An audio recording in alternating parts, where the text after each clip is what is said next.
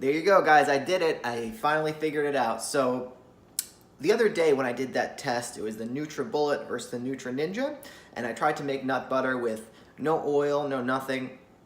The Nutribullet was able to do it, but I don't think it was very safe and good for the blender because the blender got hot, number one, and number two, you could tell it was a little bit stressed.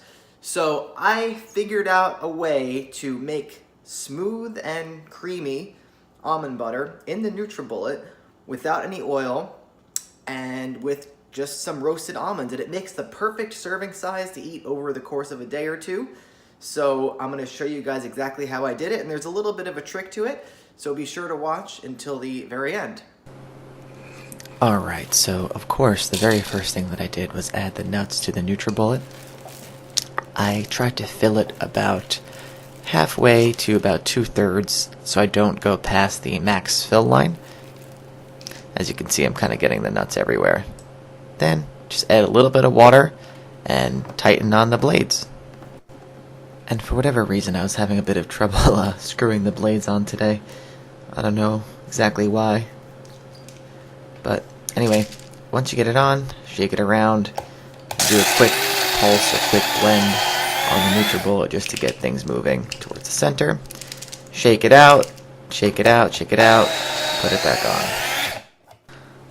Alright, so what you're going to see me do here is just add a little bit more water and push the nuts down to the blades. I apologize if that's a little bit gross. I probably should have been using a spoon for hygiene purposes. But the idea is you just want to give the Nutribullet a chance to get itself moving and to, of course, stay cool.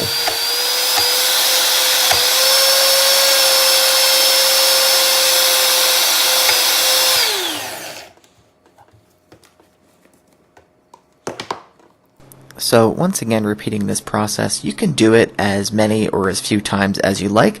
I was trying to get the nut butter to be super smooth, but if you don't mind it a bit chunky, then you don't have to add as much water or do this as much. And it looks like I'm adding a lot of water watching it back in the video, but it really wasn't that much. It might look like that in the blender, but you're going to see when I take it off, it looks like raw nut butter. Even though these nuts are slightly roasted in the oven, they weren't that thoroughly cooked, so I would consider this more of a raw almond butter. So, one or two more cycles here, and then we'll take it off and have a look. Alright, I'm going to go for one more cycle here. By the way, I don't recommend shaking it like I do there, guys. It's a bit of a bad habit that I have. Just take it off, push it down, and let's have a look here. Pretty smooth, right? So some of you guys might be thinking, Joe, come on, man, how good can that taste? You put water in with almonds to blend it? But let me say this. Take a little spoonful right now. You could see how spreadable it is. It's great on a piece of toast or whatever. It is still way better than any store-bought almond butter. It's rich, it's fresh. You can really taste all the flavor notes of the roasted almonds. So I highly recommend doing it this way, guys. The blender did not get hot. It did not get, really that stressed. I think this is a good way to do it. So there you have it. You don't need an expensive blender to make nut butter. One thing I did want to point out is that because you've added a little bit of water to this nut butter, it means it has a higher water activity, which means it can spoil easier than nut butter that was just all the nuts or nuts with a little bit of oil. So it probably is not going to last that long.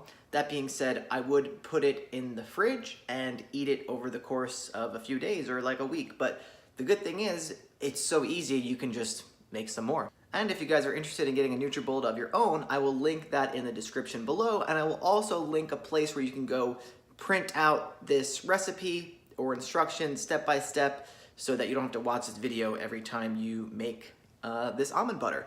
So that's it, guys. Hope you have a great day and happy blending.